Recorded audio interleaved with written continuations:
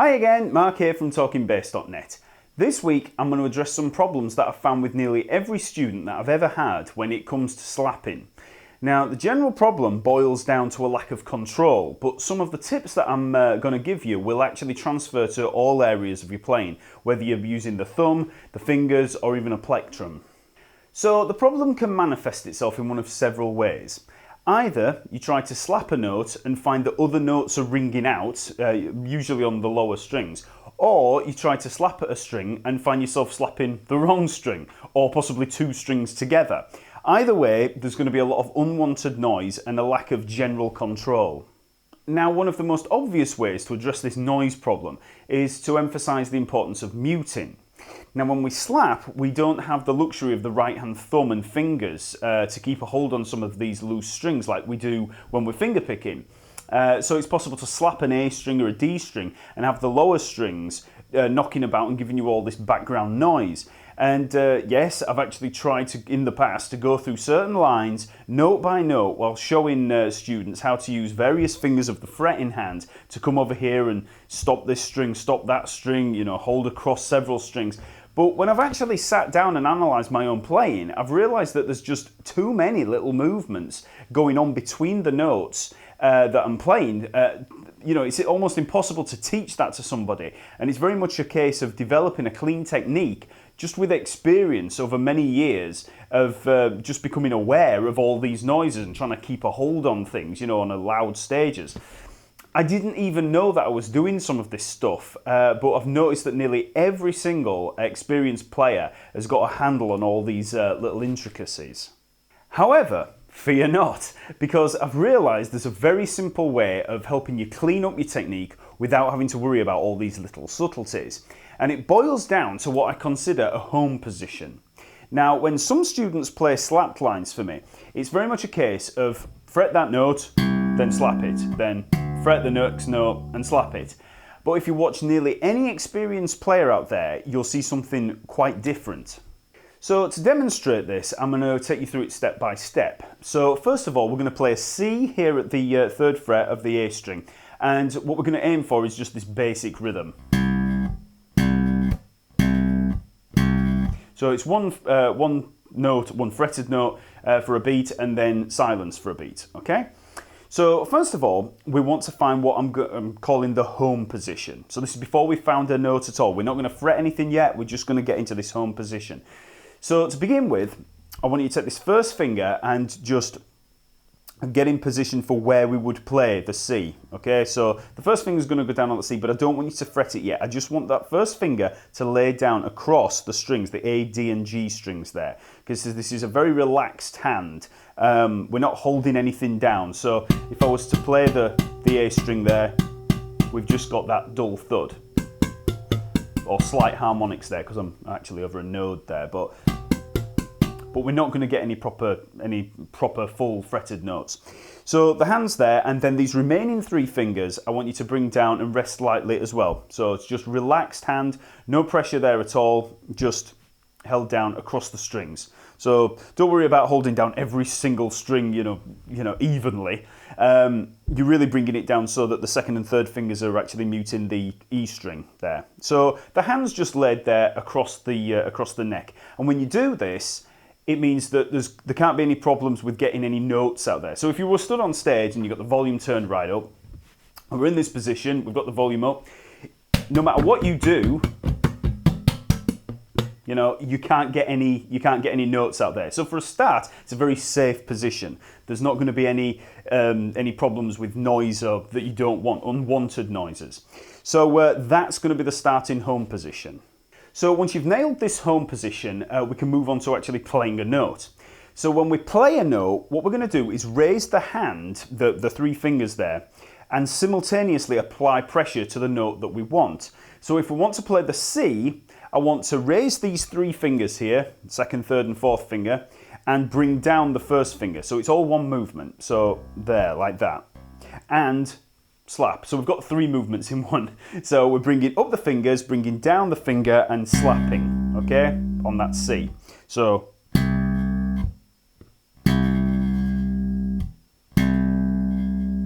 all in one motion. So we don't bring the fingers up and then bring it down and then hit. It's all together. Okay? So when we want to finish that note and choke it off, we just return back to that home position. So start in home position, slap the C, the fingers come up there. When we want to finish the note, back to home position. Okay, so when we play the note, we're holding pressure down on the note, bringing these fingers up. When we choke it off, we release pressure and bring those 3 fingers down. That gives us complete control over that note. And because that first finger there is laid across the strings, because you still want that laid there, you don't want, when you play the C and apply the pressure, you don't want to curl the finger over and stop holding those down, the D and G string down. You want to keep it there.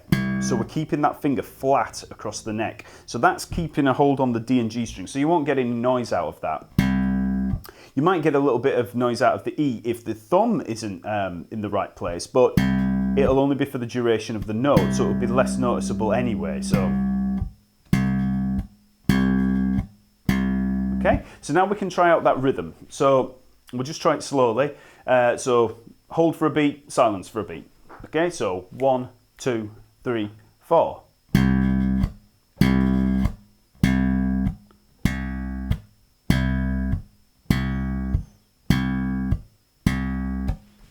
So this is a subtle change in the way that we look at our playing. We work from a foundation of muting and silence rather than the foundation of notes, with muting being a secondary concern. And that's because we're always in this home position, this muted position. And then when we want a note, we let it through. And then we're back to our home position, which is muted. So like I say, that's the foundation. You know, silence is the foundation. We allow the notes to come through when we want them. So let's try that exercise again, and we'll speed it up just so that we can, get a bit of practice at this home position. So we'll try it a little bit quicker. So 1, 2, 3, 4. A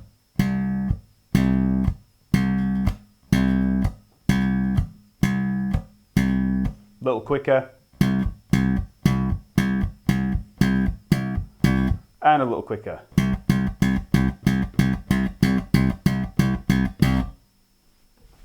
Now let's go back down to the original tempo and try a standard dotted quarter note, eighth note rhythm.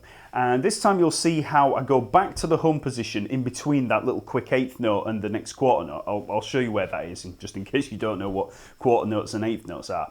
So here's the rhythm.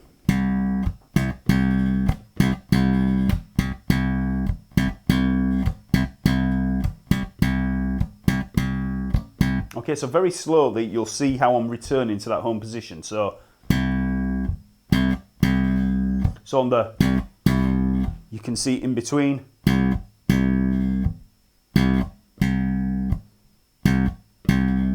To give it that staccato feel, I'm choking it off by just returning to that home position. If I wasn't talking in terms of a home position, you would actually, I'd actually describe this as choking the note or muting, and I'd be having to say each time, right, okay, we play the note, and then, bring that hand down and, choke it off, and then play the note again, and it would always be a case of indicating where the mutes are. Now, when you play it like this, and you just know how much of a duration of the note you want, you don't have to indicate where the mutes are, because we're always in that muted position when we're not playing the note. So as long as we know what the durations of those notes are going to be, you don't have to worry about any of the muting anymore. It's all there. Try to think of this as a closed door.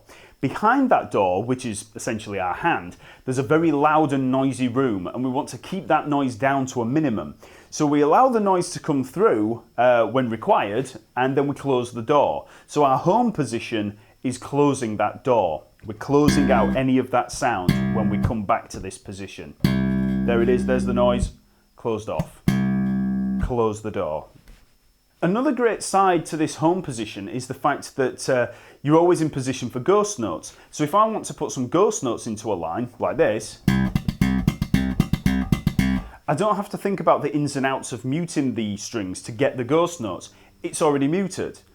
That home position's taking care of that. So instead of having to say, right, play the C, now play 2 ghost notes. To do the ghost notes, you put the hand down and, slap. Don't have to worry about it. because we're back in that home position. Now let's look at playing some other notes. So we'll look at a G down here, 3rd fret of the E string. So before we even start, you want to get into the home position. Now, obviously I'm going for the 3rd fret there, but in between songs and things like that, this home position, it doesn't really matter where you are. You could be up here, down here, as long as there's no noise going to be coming out. But as soon as you want to go for a particular note, obviously you need to get in position. So here I am there. First finger laid right across the strings there, so nothing can come through. Fingers are down. The thumb in the back of the neck, I've got it quite far in the back there, but I do actually bring it up sometimes. For this, I've just got the thumb back there because sometimes that can help with stretches, things like that. But if I want to play bends, something like that, then I'll bring the thumb over for more leverage. I know that there's a lot of people say that good technique equals having the thumb right in the back, which it generally does, but sometimes it can actually help a lot with doing stuff. And you will see people, even the greatest bass players in the world, with the greatest technique in the world, you do see the thumb coming across. You don't always need it in the back. So like I say, I'll use it for leverage on some bends like that, or if I'm doing a lot up on the G string there, I might bring the thumb round to mute. So don't worry about the thumb too much. For this, like I say, I've got the thumb in the back. So there we have. We've got the home position there. So as before, apply pressure, bring up the hand, and slap.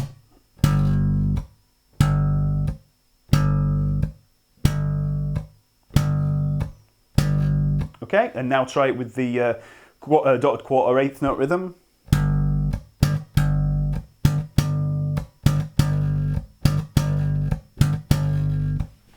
So as you can see, the G was exactly the same principle as the C. So we had the home position, we applied pressure and slapped, and let it come through. Then we closed the door, okay? So you can move this home position anywhere on the neck. So if I'm playing here, D, E, C, C sharp, F sharp, G, A, doesn't matter, I'm just moving that home position around. So now let's just work through a small chord progression, which I covered in one of the other slap lessons, and this is just simply a 1, 4, 5 in C. We've got C for 2 bars, F for 1 bar, and G for 1 bar. C 3rd fret on the A string, F 1st fret on the E string, G 3rd fret on the E string. And we're going to use the rhythm as follows.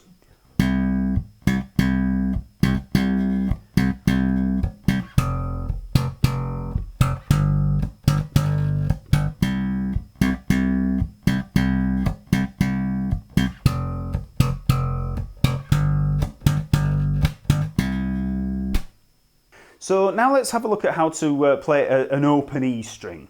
This is slightly different from playing fretted notes, but the home position does look the same. So we want to keep the same home position that we used for notes on the A string.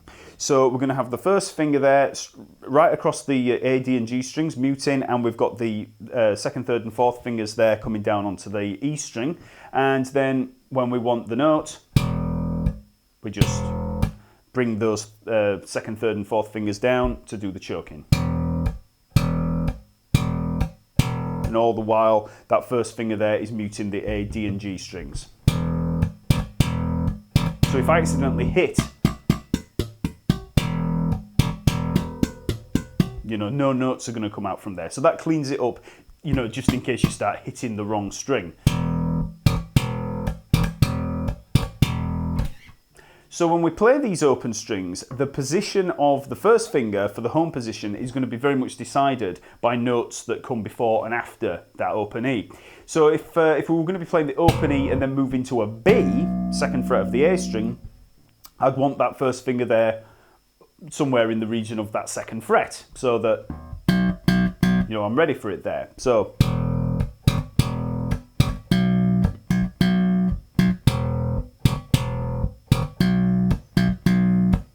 I'm just preempting that B there. And if I was going to be playing something like Love Games by Level 42 that I played in one of the other lessons, which sounds like this.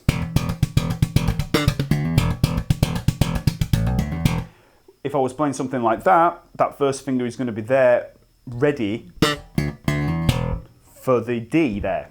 for the hammer on the D and for the pop up here at the D. So my hand is in position there for it. But before that, you can see that the home position there. I've got the first finger there across the D, the A, D and G strings at the 5th fret. And these 2nd, 3rd and 4th fingers coming down to do all the choking.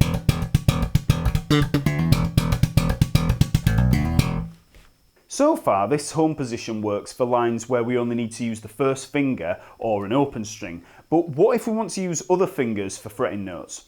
Well, it's pretty much the same home position, but we have to concentrate on keeping the hand relaxed and laid across the strings while the other fingers move. So we'll start with moving between 2 notes on the E string. So we'll go from G to A. So this is going to be the 3rd fret to the 5th fret, and we'll use the 1st finger and the 4th finger. So we want to start with the home position. So here we are. I've got the 1st finger there over the 3rd fret, and we'll keep the notes short. So we're going to choke with the home position between them. So we start with the G, and then we're going to play the A there with the 4th finger. So very slowly, I've got the home position there, all muted. G, back to home position, and then all I need to do is lay that 4th finger down and back. But to go back to the home position from the 4th finger, all I need to do is release pressure on that on the fret. So, and that takes me straight back there. So I don't have to be moving all these fingers around because I'm right there. So the 4th finger is an easy one to play with there, and it keeps a nice tidy technique there. So just try going between those 2, and as I've said before, there's the 1st finger still keeping everything held down there. Now let's add the C at the 3rd fret of the A string, and we're going to cut it staccato as well. So we've got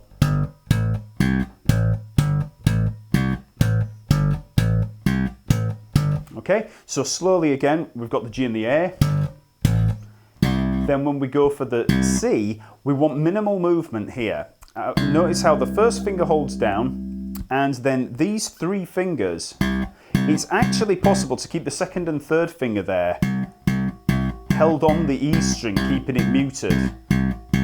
So try keeping those in that home position, but just arching them slightly.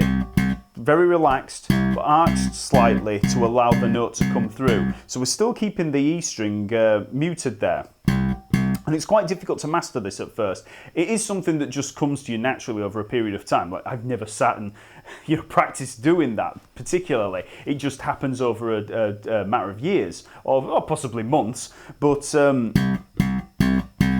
want to concentrate on the minimal movement there. Really just try to think of a relaxed hand. You just try not to move that much.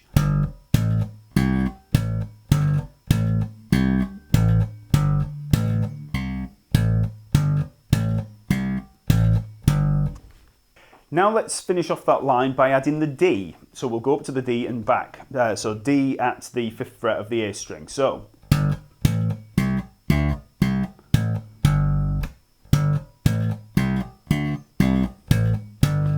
each note is cut short again, so I'm going to the home position in between each one.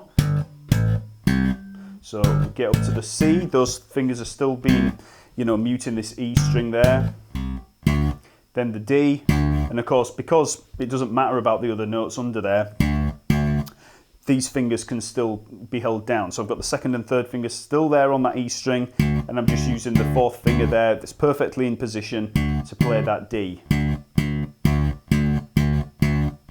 So it's actually worth isolating that move itself there, of just playing the D there with the 4th finger.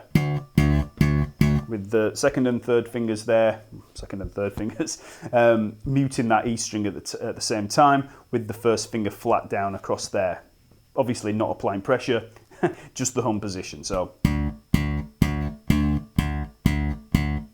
all together.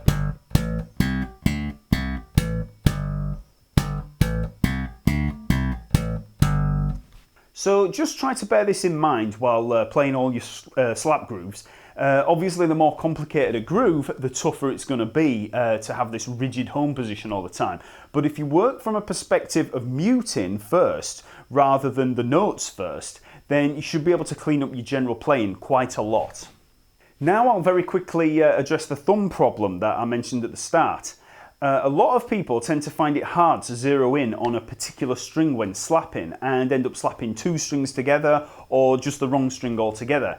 Now, every time I see people do this, it's generally because they're looking and concentrating on the fretting hand more.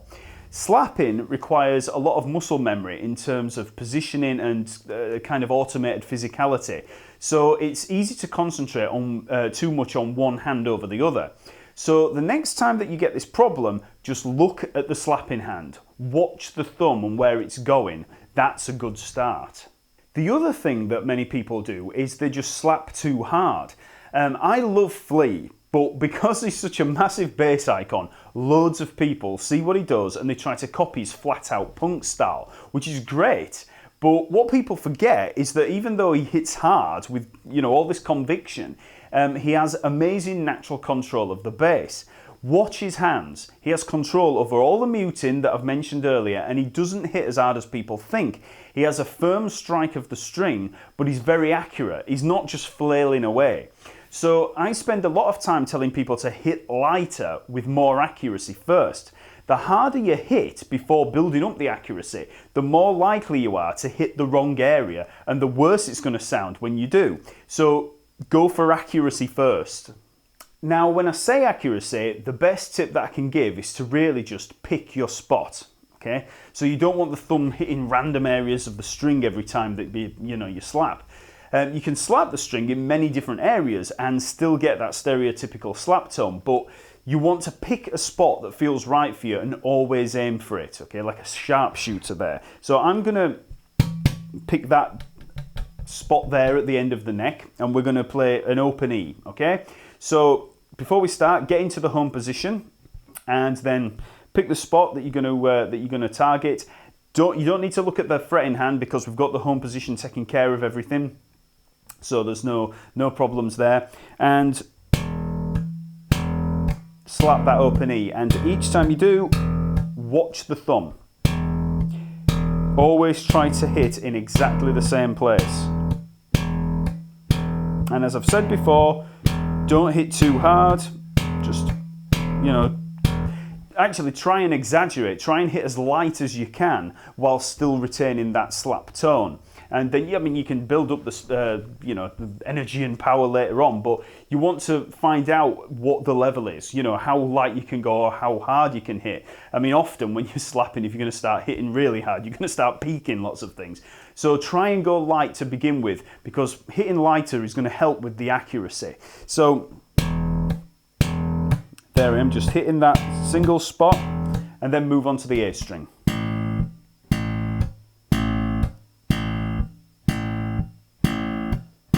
Okay, so now finally let's just try a G major scale across the neck. So we're going to be slapping every note. So G, A, B, C, D, E, F sharp, G.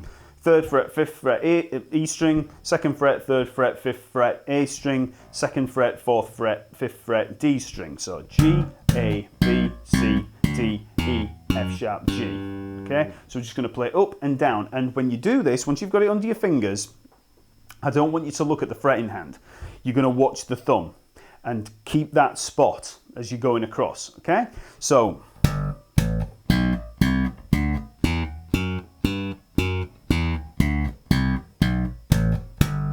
okay, so each time I'm looking to hit in exactly the same place as I come up and down. You don't have to get too anal about this. It's just that you want to be pretty much roughly in that area, but the main part of the accuracy is going to be to do with not hitting other strings. You want to be looking, that's the E string. You're only looking to hit the E string, so you're looking for the position of your hand to be correct as you play. A string, there, and the D string. Okay, so each time I'm moving the hand very slightly down as I move across the strings. So I'll just play up and down.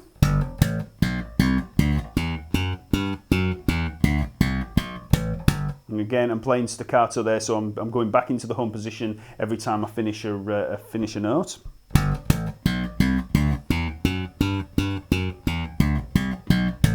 repeated the top note there accidentally. So then just build up speed. Okay. And each time you do it, each note should be controlled. You should have the home position working well there, and you should be hitting each note individually. No noises coming out from any of the other ones. You don't want to be hitting the wrong string. So if that starts to happen, just slow it down. Slow it right down to that kind of tempo, and then gradually build up again. Okay, so like this video if it's helped you, and be sure to make some comments. Also subscribe to the channel to be informed of new releases each week, usually on a Friday. Also check out TalkingBass.net for loads more lessons, articles and downloads, and subscribe to receive the free scale reference manual. Okay, see you later.